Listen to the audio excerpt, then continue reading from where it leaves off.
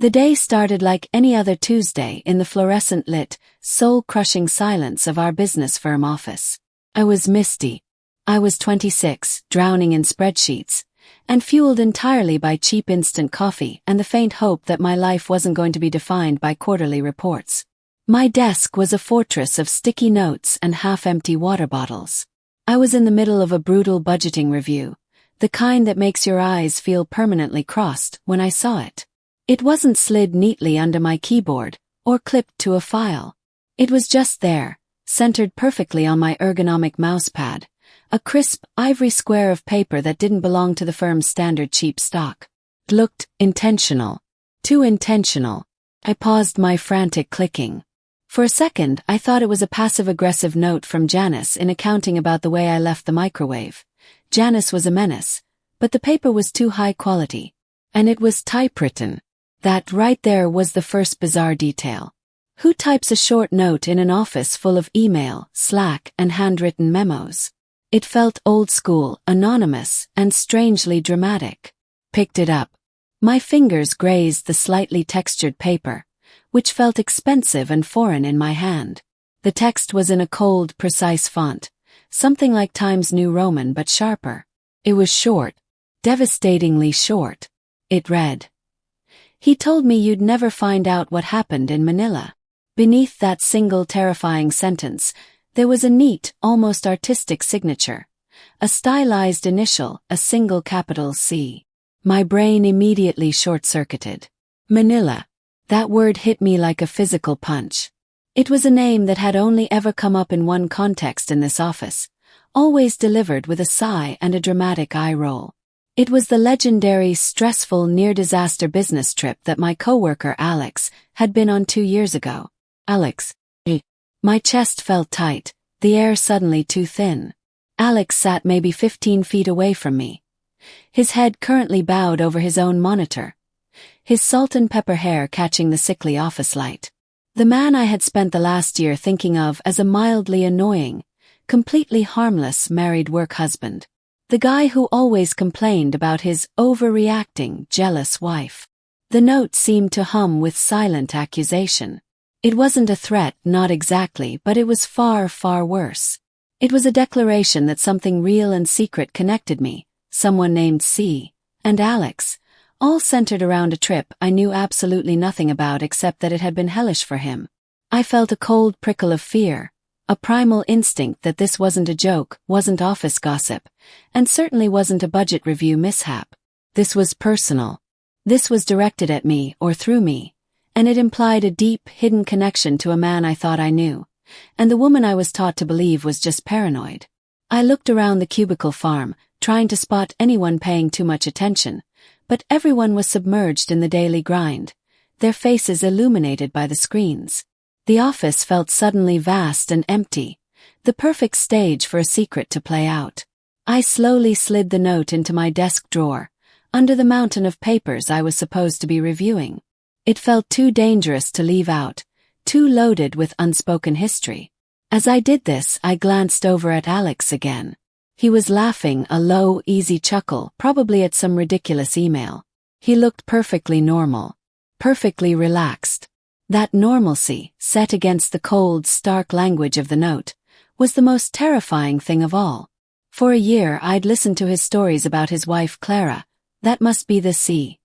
Her mistrust, her need to track his movements, her irrational jealousy of his female colleagues, including me. He had always positioned himself as the victim, the long-suffering husband trapped in a cycle of suspicion. I had bought it. Why wouldn't I? I'd seen the texts he'd show me sometimes, Clara's frantic, questioning messages, and sympathized. I'd offered him half-hearted advice, told him he deserved better. I had been his sounding board, his work confidant, his ally against the crazy wife stereotype he'd carefully constructed. Now this note, just 11 words, blew that whole narrative to pieces. He told me you'd never find out what happened in Manila. It wasn't a rant. It was a surgical strike. It was calm. It was precise. It implied a shared secret between Alex and Clara that Alex had worked hard to keep from me. Suddenly, every late-night Slack message he'd sent, Every complaint about how Clara just didn't understand the pressure. Every time he casually mentioned how jealous she was of our friendly, easygoing work relationship, curdled in my memory. He hadn't been venting. He had been managing the narrative. He had been preemptively establishing the crazy wife character so that if she ever reached out, if she ever caused a scene, I would instantly dismiss her. The paranoia, I realized with a sickening lurch, might not have been hers. It might have been his cover story. I looked at the note one more time, just the corner peeking out from under the pile of budget sheets. It seemed to whisper, "The game is over, Misty. You were part of the story, and you didn't even know it." I needed to know what happened in Manila. And more urgently, I needed to figure out if the man laughing a few desks away was a victim of a jealous wife or a careful liar. I pulled up my email, my fingers hovering over the search bar. My work was forgotten. My entire focus had narrowed to one terrifying question. What did Alex do? This is the point where I want you to drop a comment. Tell me where you are watching this video and what time it is right now. Are you at home, maybe on your commute, or sneaking a watch during your own soul-crushing office hours? Drop your details in the comments below. Let me know I'm not alone in this weird, unfolding drama. I tried to focus on the budget, but my eyes kept darting to Alex, cataloging his movements, his expressions, searching for the telltale sign of a man hiding a massive secret. He had a slight tic when he was nervous. A rapid, almost involuntary blink. I hadn't seen it in months. But then I hadn't been looking for it. Now I felt like a hawk. The entire atmosphere of the office, which I had always found boring and predictable, was now thick with potential conspiracy. The note had flipped the script. I was no longer an impartial observer. I was a marked player in someone else's messy, high-stakes marital drama, and I needed to understand the rules of the game fast. Let me properly introduce you to the man who is currently ruining my concentration and possibly my peace of mind. Alex. He was the archetypal mid-level manager at our business firm. Think 40-something, perpetually wearing slightly too tight business casual clothes, and possessing that specific brand of weary charm that most middle-aged married men in corporate America seem to cultivate. His voice was a low, soothing baritone, the kind that made clients feel instantly reassured, and his laugh was always loud enough to signal that he was on, even when he wasn't. Our relationship was strictly professional, with a layer of friendly coworker banter that was the norm in our open-plan office. He was my mentor on several large accounts, which meant a lot of close collaboration, shared project war rooms, and occasional late nights fueled by takeout pizza. This proximity was what, I now realize, made me the perfect target for his narrative. He started the complaints about his wife, Clara, subtly. It began maybe 6 months into our working together. We were wrapping up a huge presentation, and I suggested we celebrate with a quick drink at the bar downstairs. "I can't, Misty," he'd sighed, gathering his laptop bag with a dramatic air. "Clara is already sending me texts. If I'm late, it's going to be a whole thing. You know how she is." I didn't know how she was, but I knew the stereotype. So I just nodded and said, "Bummer. Next time." But next time never came. It was always a variant of the same excuse. His wife needed him home by a certain time. His wife tracked his phone's location. His wife hated when he worked with young, single women. He didn't say that last bit straight out, but he heavily implied it, usually with a self-deprecating chuckle and a weary shake of his head that screamed, "Look how trapped I am." He was a master of the micro-complaint. One time, he showed me a screenshot of a text exchange where Clara had asked him, simply, "Who is Misty?" It was a normal question, right? But Alex presented it to me with such exaggerated exasperation. "See, Misty. She doesn't even know you, and she's already suspicious. It's exhausting." He made her look pathologically jealous, like she was digging for dirt when she was probably just seeing my name pop up on his call log or calendar. I bought into the narrative hook, line, and sinker. I felt genuinely bad for him. I saw Alex as a decent, hard-working guy constantly on the defensive against an unreasonable partner. I felt sorry for him and mildly irritated by her. It even made me go out of my way to be overtly professional and slightly distant from Alex sometimes, just to preempt any gossip. I was actively participating in his gaslighting campaign, all while thinking I was being the respectful coworker. He'd lean on my desk, lowering his voice conspiratorially, and say, "Honestly, you're the only person here I can really talk to. You're so grounded. Clara she operates on another plane of anxiety. She doesn't trust me at all. It's really hard on a man's ego, you know." And I, being 26 and still believing in workplace camaraderie, would offer the standard useless comfort. "That sounds awful, Alex. You're a great guy." She's clearly projecting her own stuff. My own backstory played into this too. I grew up with a dad who always accused my mom of being overly dramatic about everything, so I had a finely tuned anti-drama reflex. I was always wary of the overly emotional person. Alex's calm, rational complaints stood in stark contrast to the portrait he painted of his wife's supposed hysterical reactions. He was the voice of reason. She was the background noise of irrationality. It was a setup I was emotionally conditioned to accept. But the moment I read that single typewritten sentence, "He told me you'd never find out what happened in Manila," that entire comfortable framework of understanding shattered. The most damning part wasn't the mention of Manila, which I'll get to later. It was the specific phrasing. "He told me you'd never find out." That sentence wasn't the rant of a jealous wife. It was the calm, icy communication of a woman who knew exactly what her husband was hiding and, more critically, knew exactly what he was telling me, that I would remain oblivious. It proved he had been discussing me with her, not as a colleague, but as a person he was actively keeping a secret from. It wasn't about whether she trusted him. It was about the fact that he was intentionally building a wall of lies, and I was on the wrong side of it. If Clara was crazy, she was the most meticulously organized, typewriter-using crazy person I'd ever encountered. This wasn't the action of a paranoid spouse. It was the precision of a silent warning, a calculated move in a chess game I didn't realize I was playing. I watched Alex now, still laughing at his screen. He looked so innocent. But his innocence was a meticulously crafted facade, and I felt a fresh wave of nausea mixed with intense anger. I hadn't just been his coworker. I had been his unwitting pawn, used to deflect suspicion and validate his victim status. He made me feel sorry for him so I would never consider the possibility that his wife was the one who actually needed sympathy, and maybe even help. The entire foundation of our professional friendship felt cheap and manipulative. All those late nights, all those casual confessions, was it all just laying the groundwork? Was he ensuring that when the truth, or even a hint of the truth, finally surfaced, I would instinctively side with him? My attention drifted to the large company map tacked up on the wall of our communal break area, the one dotted with pins showing all our global project sites. The pin for Manila seemed to glow under the office lights. It wasn't just a place anymore. It was the nexus of the entire lie. Alex always described it as his personal hell, the time he almost lost the biggest account of his career, the relentless hours, the food poisoning. He never mentioned Clara during that trip, only the work. But now, the note suggested that the real drama wasn't professional. It was deeply, darkly personal.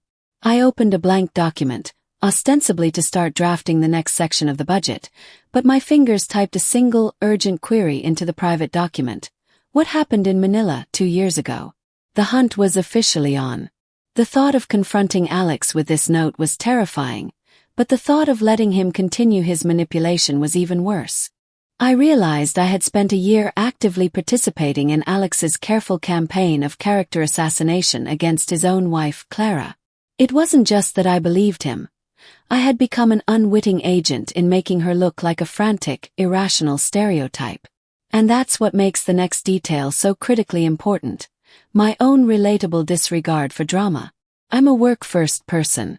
I came into the business firm straight out of college, eyes wide, ready to climb the ladder. My focus was purely on deliverables, deadlines, and climbing out of the entry-level muck. I actively avoided office politics and personal drama. To me, the workplace was a transaction, time, effort, and expertise in exchange for a paycheck and professional growth.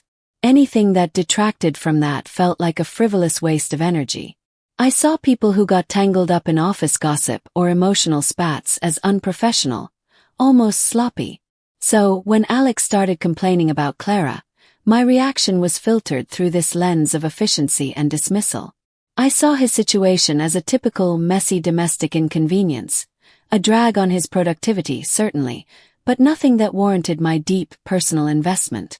My default setting was, keep it professional, Misty. Don't get involved. This is why his stories were so effective on me. Alex didn't frame his wife's actions as tragic or abusive. He framed them as inefficient and irrational. He'd say things like, I had to redo the entire Q3 projection because I was up until 2 a.m. arguing with Clara about who I had lunch with. He turned her supposed emotional turmoil into a resource management problem that affected my project timeline. And because I hated anything that threatened my deadlines, I naturally started to resent the invisible, dramatic Clara who was messing with my professional life. Remember that time I told you about Janice from accounting being a menace about the microwave? That's the level of drama I preferred to deal with. Small, contained, and easily solved by just wiping up your damn spill. Alex's problems, he implied, were much bigger, but in the end they were just marital problems. I mentally placed Clara in the same category as a slow server or a broken printer, an unavoidable, frustrating obstacle to be tolerated. The emotional connection he built wasn't based on deep friendship, but on shared professional misery. We were two soldiers in the corporate trenches, and he was implying that his home life was actively sabotaging our mutual goals. I was his professional sympathizer, not his emotional confidant. This subtle shift in positioning was his genius move. He wasn't asking for relationship advice. He was asking for pity for his time-wasting spouse. Because I was so determined to stay out of the drama, I never once asked the critical, obvious questions. Why doesn't she trust you, Alex? What did you do to make her feel that way? I just accepted his premise that she was the problem. I focused on my work, and in doing so, I became conveniently blind to the complexity and humanity of the situation. I reduced Clara to a caricature, the clingy, jealous wife, because it was easier, cleaner, and less distracting than acknowledging the possibility of a dark, complicated truth lurking beneath Alex's polished surface. The sheer irony of this hit me hard when I reread the note, tucked away beneath a report on corporate compliance. I, Misty, the person who prided herself on being sharp, observant, and drama-averse, had been the easiest mark in the whole office. My professional skepticism had been my biggest vulnerability. Alex had expertly weaponized my lack of interest in personal matters. He knew I'd never dig, and he knew I'd take the simplest explanation he offered. Now, though, the note had transformed from a piece of external drama into an internal, professional crisis. The phrase, "He told me you'd never find out," wasn't just about a secret, it was about deception within a professional relationship.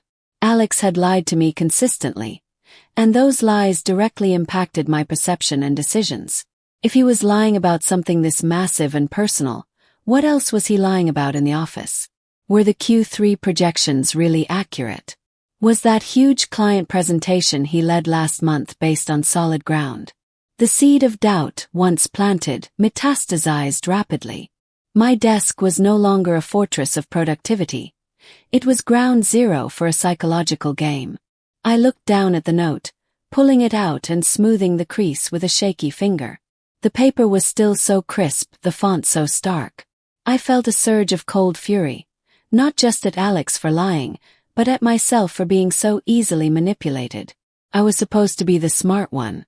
I needed external information, something outside of Alex's carefully curated reality. But where to start? Google searching Alex and Manila business trip disaster felt too obvious and too risky. The office walls felt porous, and every click of my mouse felt deafeningly loud. I decided to start small, a test of the waters, a small break from my rule of no personal interest. I discreetly opened our company's internal archive for 2 years ago, filtering for Manila. I wasn't looking for scandal, just the official record of the trip. Alex had always painted it as a solo mission, a heavy burden he carried alone. I wanted to see the roster. Who else was there? A single name, a single person who might be able to confirm or deny Alex's timeline, would be all I needed to break his narrative. I knew that by doing this, I was crossing the line from professional colleague to amateur detective, but the note left me no choice. Alex had made me a character in his story, and now I was taking control of the plot. I had to know the truth about Manila, not for Clara, and not even for Alex, but for my own integrity, which I realized had been thoroughly compromised by his calculated lies. I had to know what was important enough to risk everything over and what he had been so confident I'd never discover. The thrill of the hunt, mixed with the intense fear of what I might find, was the most alive I had felt in months. The internal archive search was a bust.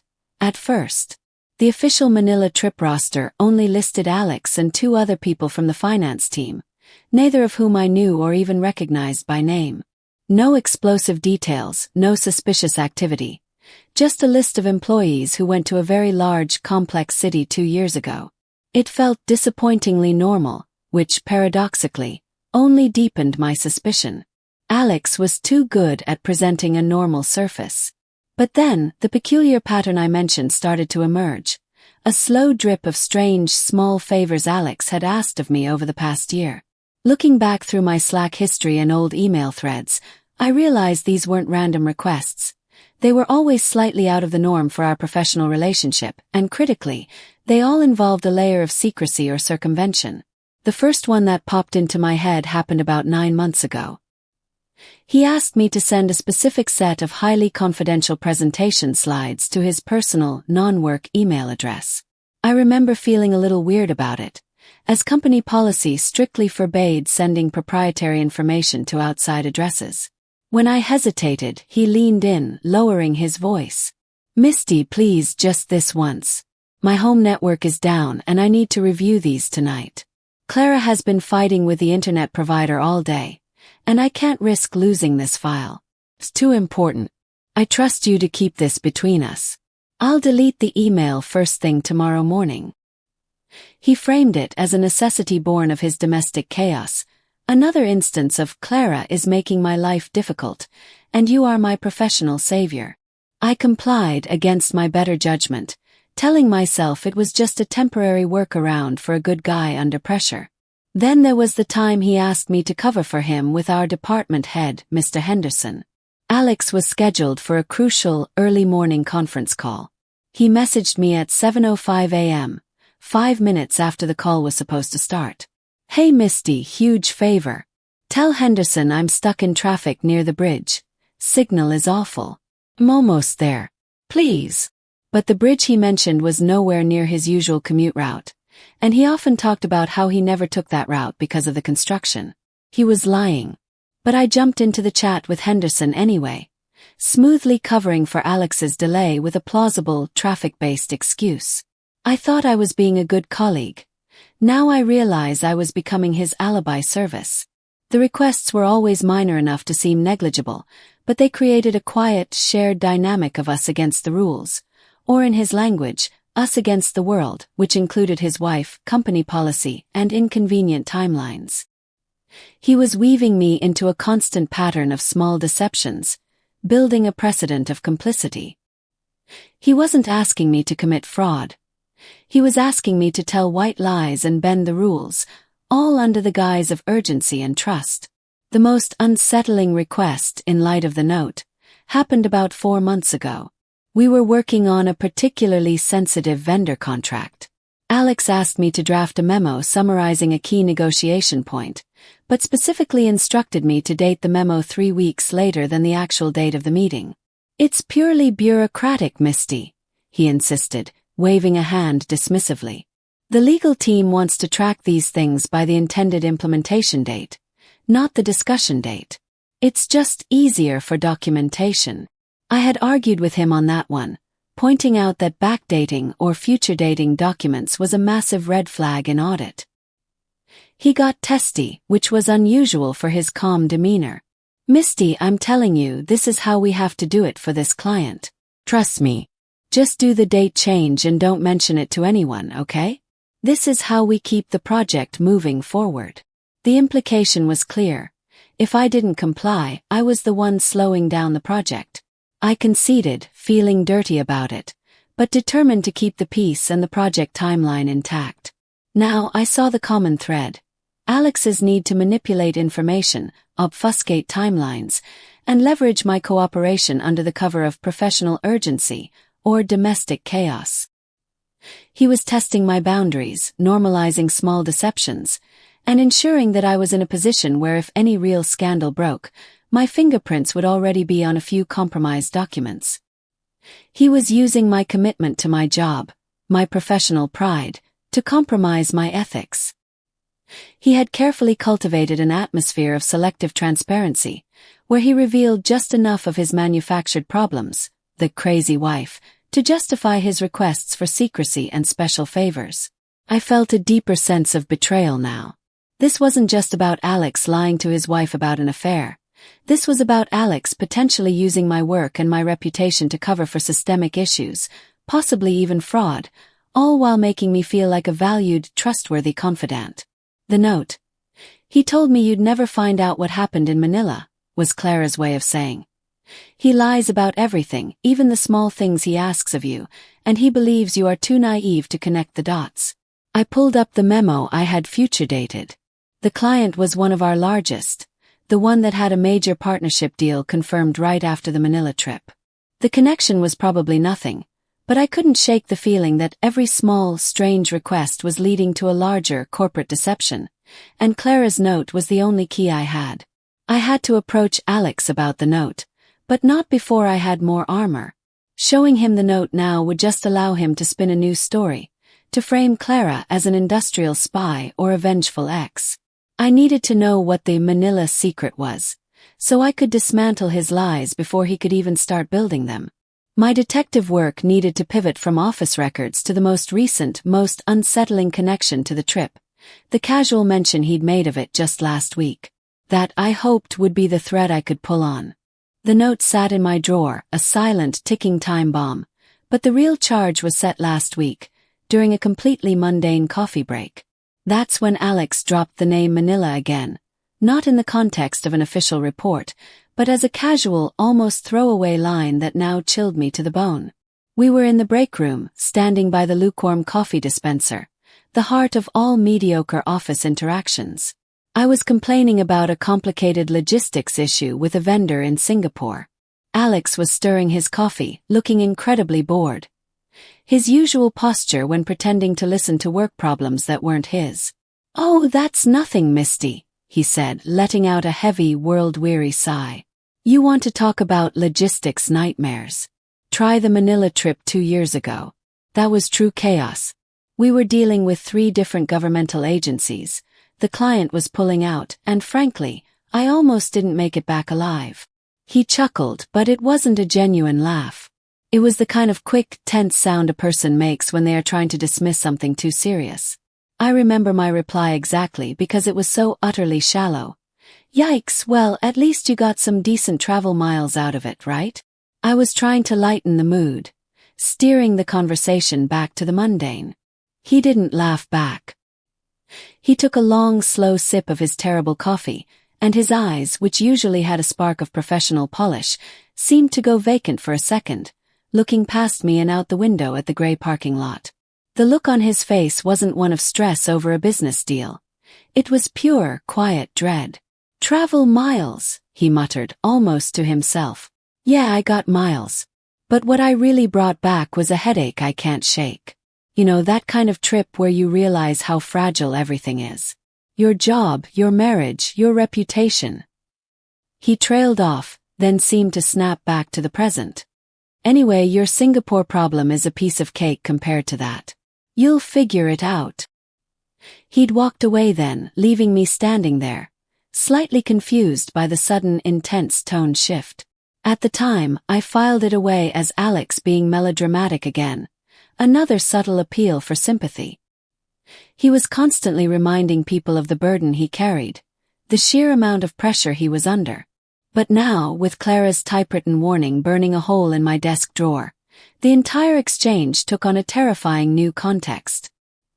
He wasn't casually referencing a bad business trip. He was reinforcing the narrative of the trip being a professional crisis. He was building up the Manila story as a purely work-related disaster, a stressful event that justified any subsequent erratic behavior, or any need for secrecy. He was laying ground cover, making sure my memory of Manila was associated with bureaucracy and near bankruptcy, not, say, a moral or marital collapse. The timing of his comment, less than a week before Clara's note appeared, felt too synchronous to be coincidence. Did Clara know he was still talking about the trip? Was his casual mention a sign of recent, increased tension at home? It was possible he brought up the trip as a defensive maneuver to his wife, perhaps during an argument. Maybe Clara had demanded to know what he was still hiding, and Alex, being the master manipulator, threw out a cruel, dismissive line like, "I've told you everything." Misty knows how bad it was, and she'd never find out the messy details anyway. That thought made my stomach clench. It suggested that Clara's note wasn't a sudden, unhinged act, but a direct response to a recent conversation she had with Alex. She wasn't just warning me, she was calling his bluff. She was telling me he thinks you're too blind, too professional, or too easily fooled to look deeper. He thinks he's safe. I felt a massive surge of adrenaline. I needed to act. I couldn't confront him with the note yet, because he would simply deny the personal angle and pivot back to his crazy wife defense. I needed a sliver of concrete, work-related evidence from the Manila trip, something that went beyond the official, clean roster I found earlier. I decided to try a different route. The company expense reports. It was risky, but I had legitimate access to the finance database for my current budget review, and I could filter expenses for the dates of the Manila trip without raising immediate alarms. If the trip was purely about work logistics and government agencies, the receipts should reflect that. Hotel bills, meeting room rentals, and possibly expense reports for the other two finance people. I navigated the labyrinthine corporate finance portal. I cross-referenced Alex's travel dates 2 years ago. My hands were shaking slightly as the data loaded. When the spreadsheet finally populated, the expenses were exactly what you'd expect. Expensive hotel, high-end client dinners, and airfare. Boring. Just as Alex would have wanted it. But then I saw a recurring small expense, logged nearly every day of his 2-week trip, that didn't fit the work chaos narrative. A daily charge for a local service that was vaguely categorized as transportation/local guides. It wasn't the expense amount that was suspicious. It was the location of the charge. The charges were all routed through a distinct part of Manila, far away from the central business district where our firm typically operates. The names of the small vendors were also peculiar. They weren't the usual global rideshare services. They were local, cash-only establishments that had clearly been reimbursed. A normal business trip doesn't require a daily, secretive expense routed away from the main hub. It suggested Alex was taking regular clandestine trips to an area of the city he had absolutely no business being in, according to the official meeting itinerary. It pointed to a scheduled, ongoing engagement that was separate from the core mission, not a one-off dinner or a quick side errand. This wasn't proof of an affair or fraud, but it was proof of planned, sustained secrecy during a trip he had consistently described as a relentless, all-consuming work crisis. This small, digital trail of money pointed to a truth that was anything but the professional hellscape he'd described. He had time for something else, something important enough to spend company money on and important enough to lie about. This small, technical discrepancy, a paper trail of unusual local taxi rides, was my leverage. It gave me a professional angle to approach the Manila secret. It allowed me to challenge his narrative without exposing Clara's note right away. I had found the first crack in Alex's carefully built facade, and it all started with his too casual, too dramatic mention of the city just a few days ago. The game was escalating and I was finally starting to play. I knew I couldn't sit on the note any longer. The daily local guide's expenses were a professional anomaly, but Clara's message was a personal crisis, and I had to address the personal truth first. I needed to see Alex's face when his carefully constructed lie collided with the reality of his wife's warning. The confrontation had to be quick, private, and utterly devastating to his composure. I waited until the late afternoon, right when the office floor starts to thin out, but before it's completely deserted. I watched Alex get up, stretch, and grab his water bottle to head to the kitchen. That was my window. I quickly printed a copy of the expense report summary. Just the section showing the recurring transportation/local guides, charges in the unusual Manila location. Then, I retrieved Clara's original typewritten note from my drawer.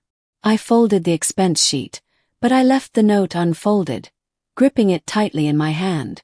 I met him halfway to the kitchen, near the quieter bank of unused filing cabinets. I stopped dead in my tracks, forcing him to stop too. "Alex, can we talk? Right now. It's important." My voice was low, flat, and controlled. I wasn't asking, I was stating. He stopped, his usual smile freezing on his face. He clearly sensed the shift in my demeanor. He tried to charm his way out of it. "Oh hey Misty. Sure, what's up? Is this about the Henderson report? I thought we were all clear there." "No, it's not about the Henderson report." I didn't break eye contact. I extended my hand, palm up, and the white, crisp note lay dead center, the font screaming the accusation. "He told me you'd never find out what happened in Manila." His face went through a terrifying series of rapid changes. First, a flicker of complete incomprehension, as if he thought I was showing him a stray memo. Then, immediate gut-punching recognition. His eyes darted from the note in my hand to my face, then frantically scanned the now quiet office space. His usual warm color drained entirely, leaving his skin a sickly mottled gray.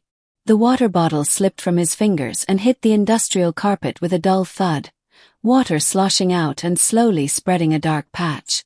He didn't even notice. All his focus was locked on the note. "Where did you get that?" he whispered, his voice hoarse, completely stripped of its usual reassuring bass. He took a staggering step back, leaning slightly against the filing cabinet for support. "That's not the question, Alex," I said, my voice hardening. "The question is, what did you tell your wife I would never find out? And who is he? Because I always assumed he was you." He tried to recover, the trained manipulator kicking in, but the effort was visible and pathetic. He attempted a laugh, a dry, rattling sound. "Misty, this is crazy. This is exactly what I mean. Clara, she's been spiraling, she's sick. She probably typed this up and dropped it herself. She's obsessed with me working with younger women. This is just proof she's losing it." "Don't," I cut in sharply. "Don't you dare tell me she's crazy. Not now. This isn't a rant, Alex. This is a warning. This is a woman calmly telling me that you've been lying to me for a year, using her supposed mental state as your cover story."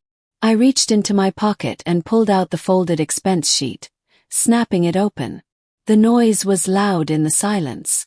I placed the expense sheet right next to the note, pressing them both against the cabinet. "Here's what I did find out, Alex. Official records show you were in Manila for 2 weeks, dealing with logistics nightmares and governmental agencies, right?" I pointed a fierce finger at the recurring small expenses. "Then tell me, Alex, what logistical nightmare required you to use company funds for daily, secretive trips to a part of the city nowhere near the business district? What local guide were you paying every single day to take you away from the work you swore was killing you?" His eyes flickered over the printout, and the gray in his face deepened. This was the 1-2 punch he hadn't anticipated. He could deny a note from his wife as the ravings of a jealous spouse, but he couldn't deny the documented misuse of corporate funds coupled with a specific internal knowledge of the Manila trip. I had bypassed his emotional deflection and hit him with a professional threat. He went completely silent. He didn't try to lie, didn't try to explain the receipts, didn't even try to grab the evidence. His silence was the loudest, most damning confession.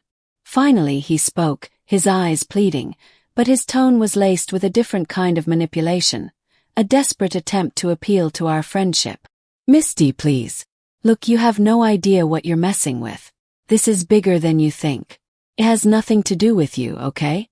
Nothing. You were right, Clara is. She's irrational. But there was a situation in Manila. Mess. And I had to handle it. If this gets out, if Henderson sees those expenses, I'm ruined. We're ruined. Don't you remember all those nights we worked late? All the times I trusted you with confidential files. I was trying to protect you from the fallout. He was scrambling, throwing out bits of truth and lies like confetti, trying to muddy the waters.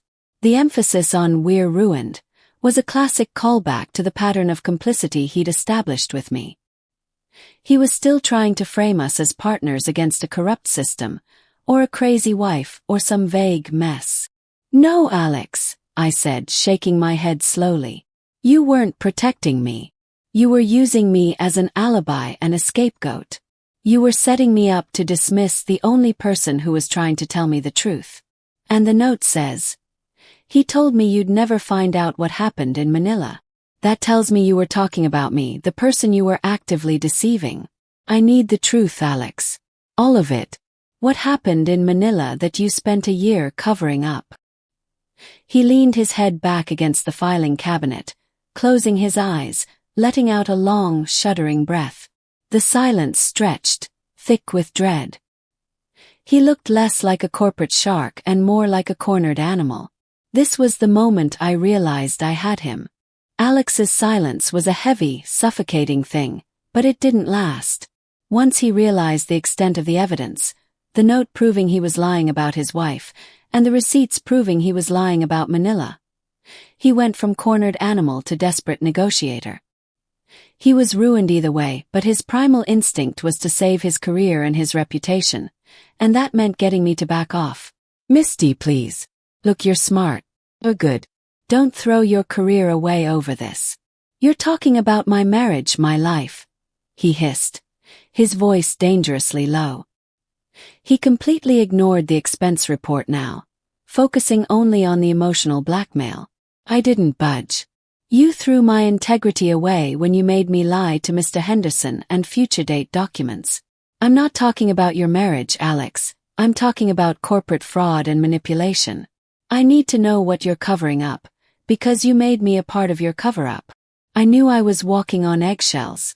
I had just verbally accused a senior manager of professional misconduct in the middle of a quiet office floor. But the fear of what was coming was now less acute than the rage that he had used me so expertly. He stared at me, his eyes darting back and forth, calculating. He wasn't going to confess the whole truth here. He was just going to build a new layer of lies. So I pivoted. I needed information that wasn't filtered through his pathetic victim narrative. I needed to become a detective, and fast. I went back to my desk, the air around me feeling static and charged. Alex, defeated for the moment, stumbled back to his cube, but I knew he was just plotting his next move. My search had to become aggressive. I knew the specific time frame of the Manila trip. 2 years ago, in the first 2 weeks of September. I now knew a recurring, unusual expense was filed from a specific, non-commercial district. My detective work began with the company directory, specifically the 2 finance team members who were on the official roster with Alex. Their names were generic: David Chen and Sarah Rodriguez. I filtered their names through the company-wide newsfeed, internal memos, and even their LinkedIn profiles. David Chen, still with the company, but transferred to the London office 6 months after the Manila trip. The transfer was rapid and unexpected, described in the internal memo as a strategic lateral move. That struck me as odd. People don't usually move to London on a lateral transfer unless they're running from something or to a massive promotion. Sarah Rodriguez. She was no longer with the company. Her departure date was exactly 3 weeks after the end of the Manila trip. Her exit was labeled as personal reasons and pursuing outside opportunities. That was even odder. Sarah was a rising star in finance, known for her ambition. Quitting abruptly right after a huge international project was highly suspicious. The trail of broken or altered careers around the Manila trip was now too long to be a coincidence. Alex was the only one who seemed to have emerged unscathed, perhaps even promoted, right around that time. His narrative of the hellish trip didn't align with the fact that he was the only one who stayed put while two key financial personnel either fled the country or quit entirely. I shifted my focus to Sarah Rodriguez. Quitting for personal reasons is the universal corporate code for I was pushed out, but I signed an NDA. I had no way to contact her directly without it looking extremely unprofessional, but I remembered something Alex had said months ago during a completely different conversation about the turnover rate. Sarah Rodriguez? She quit because she couldn't handle the pressure of international finance. Too much paperwork, too much auditing. Another lie. Another piece of his narrative control. I started digging into the one place Alex couldn't control. Social media. I found Sarah Rodriguez on LinkedIn, and eventually a more personal Instagram profile. Her profile was private, but I looked at the names of her friends, and there, buried deep in the list, was a name I recognized. Ben Miller, a former coworker who had quit our firm about a year ago to work for a smaller competitor. Ben and I had always been friendly. We followed each other on various platforms but rarely spoke. This was the key, the unexpected ally. Ben had worked closely with the finance team and had been at the firm when the Manila crisis went down. He might have heard the real office gossip, the things that never made it into the official memos.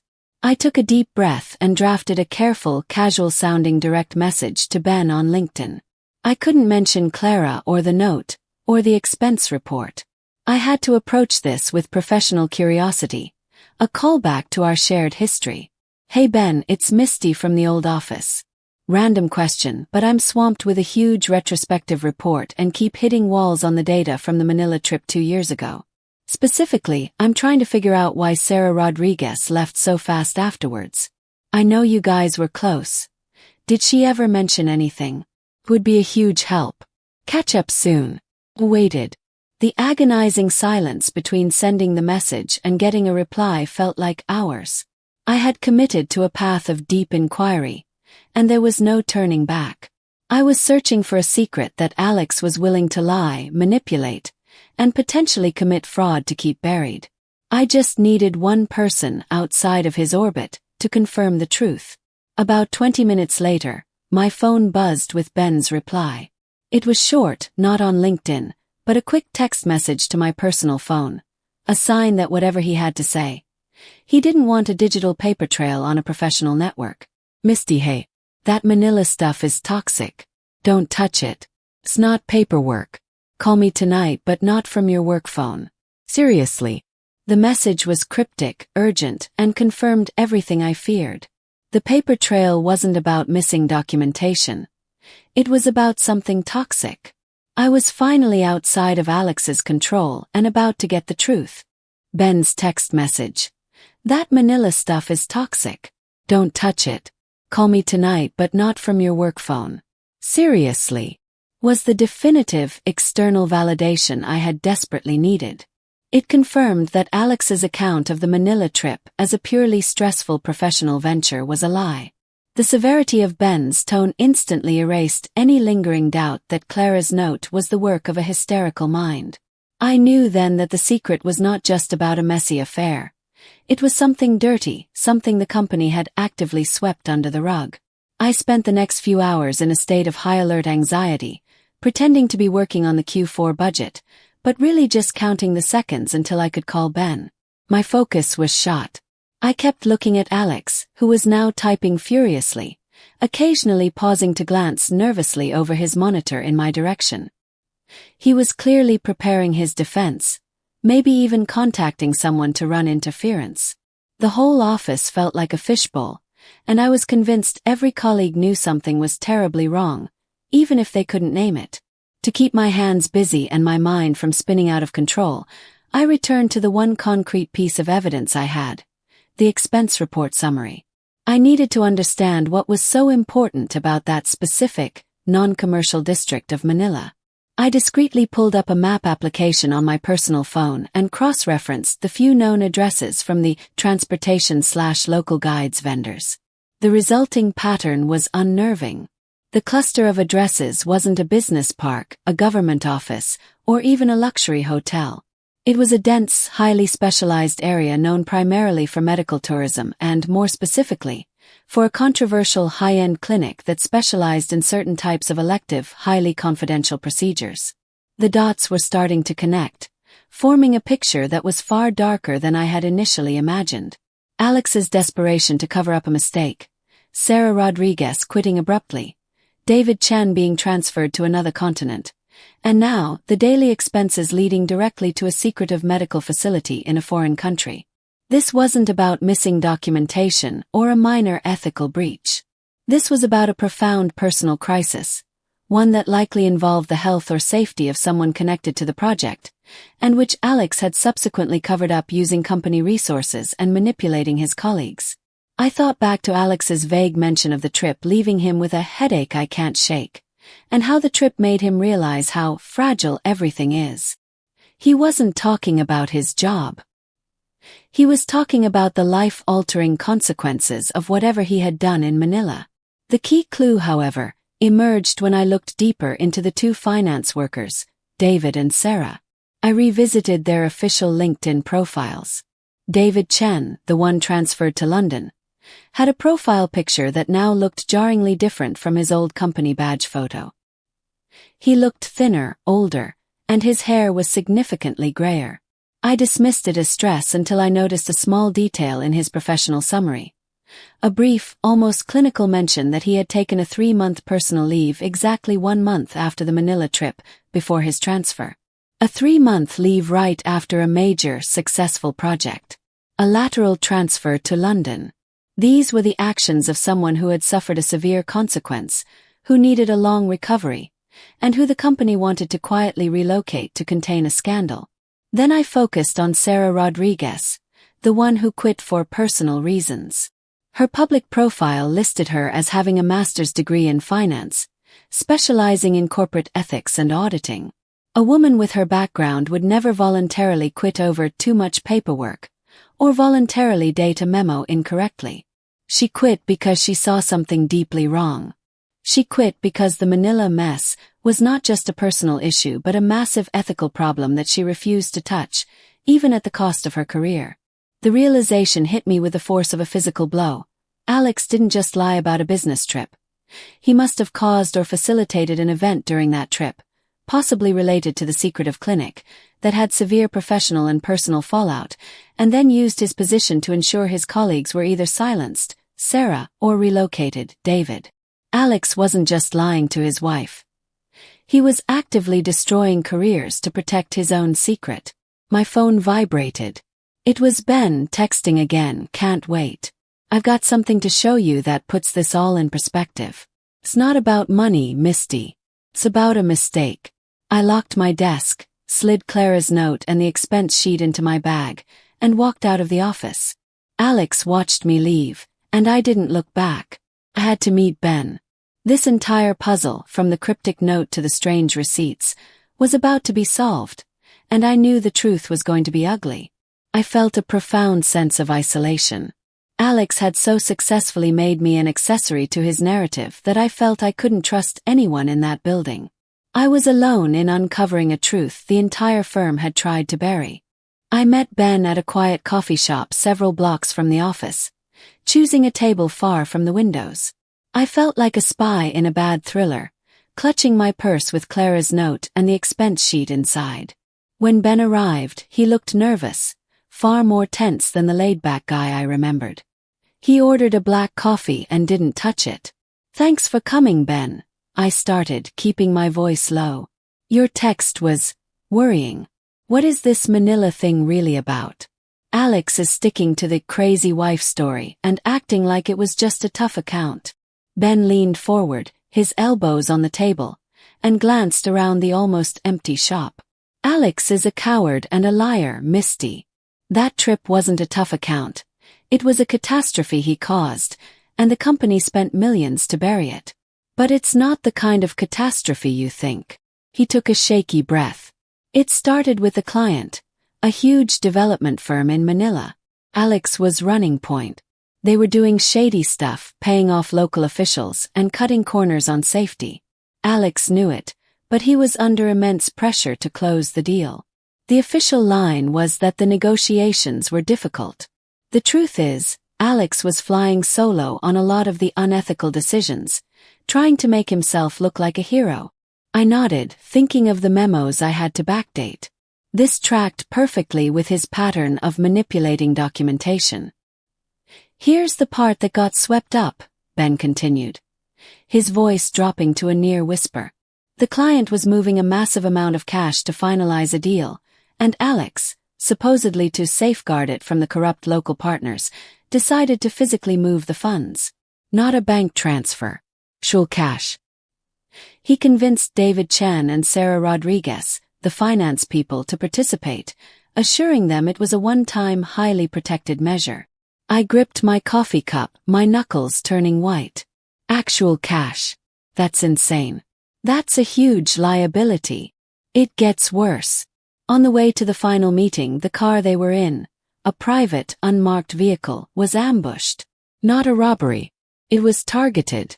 The people who hit them weren't after the cash, they were after the evidence Alex had been carrying, or maybe they were retaliating against the client's dirty deals. The details are fuzzy because the official police report was completely manipulated.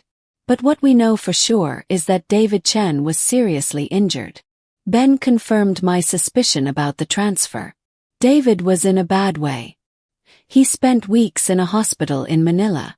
That's what those recurring local guides and transport expenses were for, Misty. Alex wasn't taking tours. He was taking taxis to a secretive clinic to visit David, who they couldn't move immediately.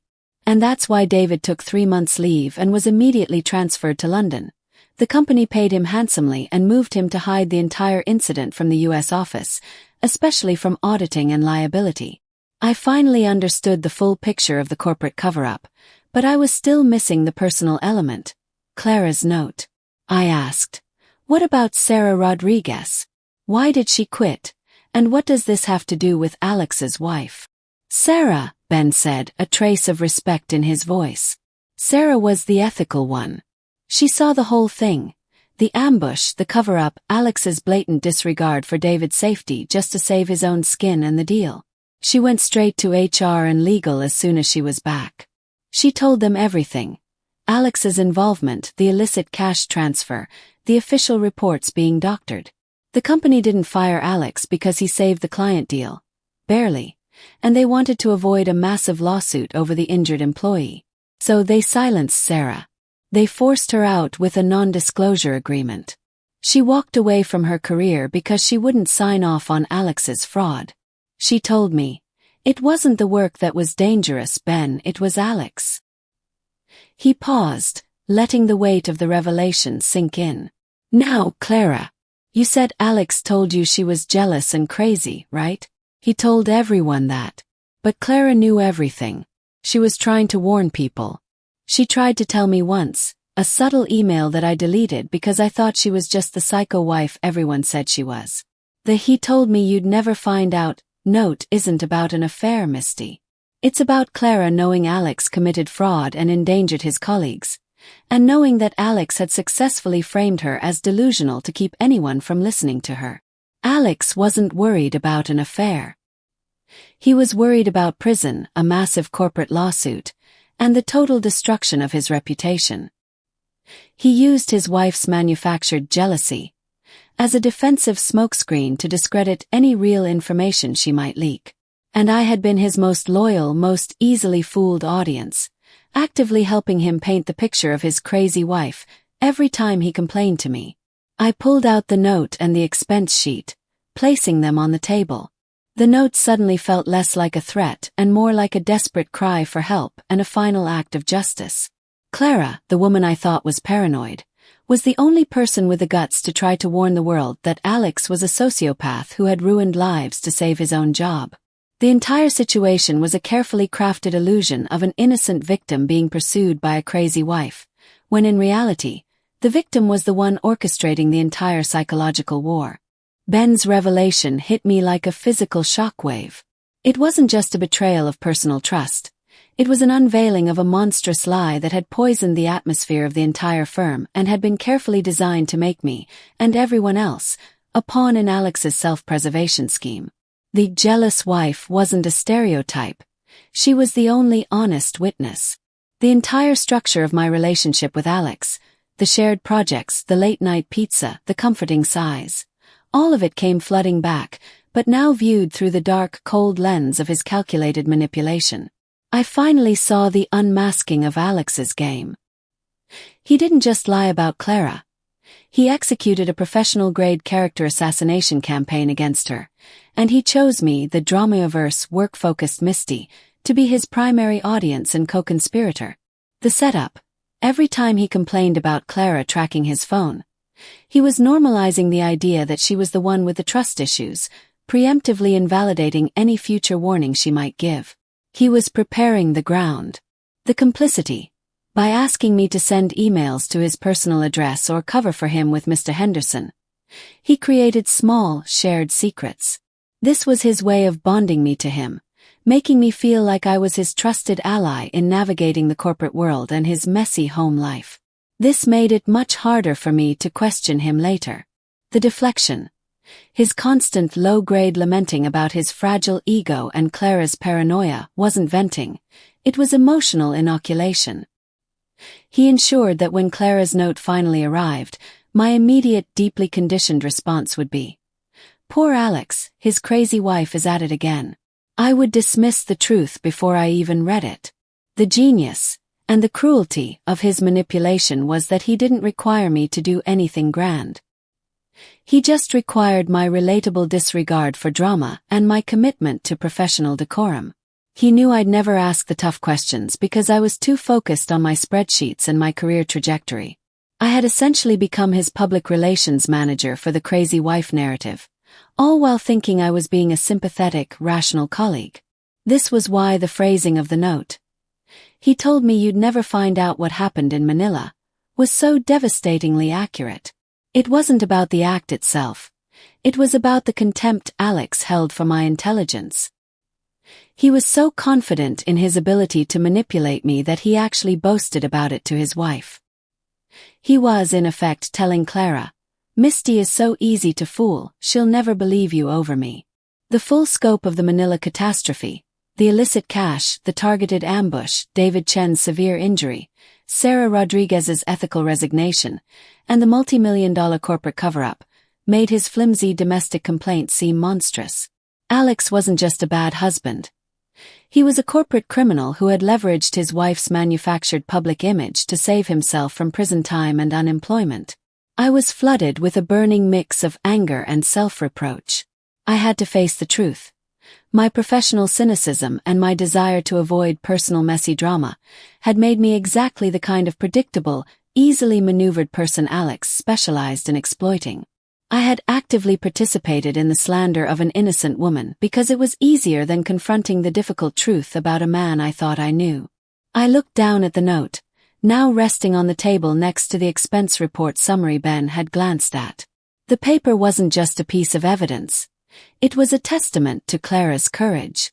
She knew the consequences of reaching out, yet she still took the risk to deliver the truth to the person Alex was actively deceiving. She was the one who refused to be silenced, even when her own husband had stripped her of credibility. The need for justice, or at least public exposure, was now overwhelming. I couldn't just use this information to protect myself. I couldn't let Alex continue to operate within the firm, ready to exploit the next naive, focused employee. The fear of confrontation was still there, a knot in my stomach, but it was eclipsed by the certainty that if I didn't act, I would be just as complicit as the corporation that covered up the ambush. Ben, seeing the intensity in my eyes, put his hand out. "Misty, look. You have enough. The expense report, the fact that David was injured, the timeline with Sarah's departure. That's all you need for an internal investigation. Don't go head-to-head with him. Just report it to the head of auditing and let them handle the cleanup. He's got powerful people protecting him." "No," I said, shaking my head firmly. He made this personal by dragging me into his lies. He tried to ruin his wife, and he successfully compromised my professional integrity. I'm not just going to drop a tip and walk away. He needs to face the truth in the environment where he built his entire facade. The office. He needs to see his game collapse. I knew what I had to do. I had to take this evidence, the final, undeniable proof, and confront Alex publicly. Not just for me, not just for Clara, but for Sarah and David, who had lost their careers and health to his selfish ambition. The confrontation had to be timed perfectly, and the delivery had to be professional. All business, no emotion, until I delivered the final, crushing blow. I didn't go into the next day's confrontation with a plan for vengeance. I went in with a plan for exposure and accountability. My goal was not to make a dramatic scene for the sake of it, but to force the truth into the light where Alex's manipulation, and the company's complicity, could no longer thrive in the shadows. I arrived early before Mr. Henderson, our department head, was due in. I had already sent an anonymous email to the head of the Global Auditing Department, attaching the expense report summary I had printed, along with the names of David Chan and Sarah Rodriguez and the highly unusual details of their post-Manila career changes. The investigation, I hoped, was already simmering in the background. My public confrontation was simply the necessary catalyst. I waited until mid-morning, when the office was fully staffed and busy, the perfect time for the maximum number of ears and eyes. I walked straight to Alex's desk.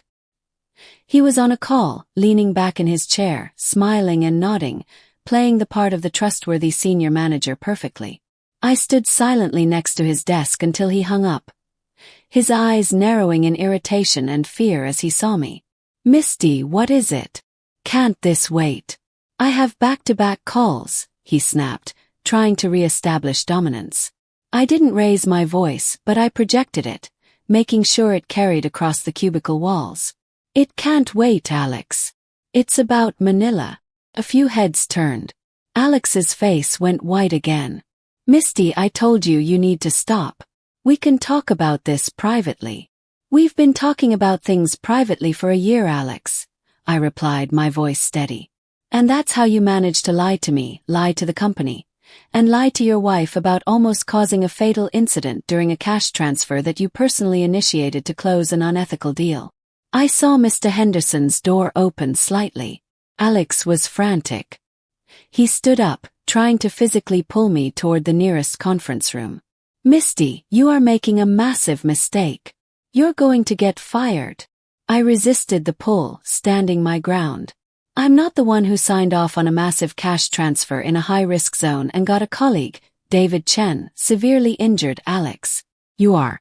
And then you covered it up by forcing Sarah Rodriguez to quit and using company money for clandestine medical bills that you labeled as local guides." By this point, at least half the floor was openly staring. Mr. Henderson was out of his office, walking briskly toward us. Alex, realizing the game was over, decided to play his final card, the emotional plea and the defense of his crazy wife narrative. "This is ridiculous," he shouted, drawing maximum attention. "This is exactly what I was warning you about. Clara is completely unstable. She must have tracked my expenses. She's spreading insane lies because she's obsessed. She's trying to destroy my life because she's jealous of my career and my female colleagues."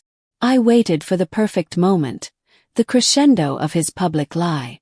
When he finished, panting, I looked him dead in the eye and held up the typewritten note, not showing him but showing the room. "You're right, Alex. Your wife is the reason I'm here. But she didn't send this note because she was jealous of me. She sent this note because she knew you had successfully convinced me, and everyone else in this room, that she was too paranoid to be believed." I walked closer to him, lowering my voice so only the immediate surrounding colleagues could hear the most damaging part. Clara's note said, "He told me you'd never find out what happened in Manila. That's not jealousy, Alex. That's a confession. You were so confident in your ability to manipulate me into covering your tracks and believing your lies that you boasted about it to your wife. She wasn't trying to break up your marriage. She was trying to save me from being your next victim, and save herself from your ongoing campaign of slander." Just then, two impeccably dressed people, not from our department, walked onto the floor carrying briefcases. They were the auditors, and they went straight to Mr. Henderson, who had just arrived at the scene, his face a mask of dread. Alex watched them approach, and the last vestiges of his bravado melted away. He didn't look at me. He looked at the auditors, recognizing the final curtain falling. He had lost. Not to the corporate machine, but to the truth delivered by the one person he was sure I would never believe. His entire career, his entire fraudulent reputation, collapsed not because of a paper trail, but because his wife was the only one brave enough to tell me he was a liar. The fallout from that morning was swift and absolute. Alex was escorted out of the building an hour later, looking like a ghost. Mr. Henderson was immediately placed on administrative leave, a clear sign that the company was not only investigating Alex but the executives who aided the cover-up. David Chen's medical records and Sarah Rodriguez's termination details were quickly and quietly added to the auditor's docket, confirming Ben's account. The corporate machine had failed to bury the toxic truth of Manila, and it was a simple typewritten note that had forced the ground open. My own role was complicated. I wasn't fired, but I was definitely a loose cannon who knew too much. I spent the next few days in endless closed-door meetings with legal and auditing, reiterating every detail about the small favors, the backdated memos, and the constant complaints Alex had made about Clara.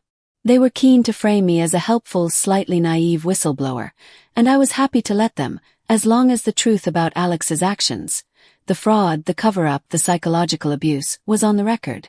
I realized I couldn't stay at the firm. The environment was too tainted, the trust too broken. I had a front-row seat to the corporate rot and the cost of human ambition.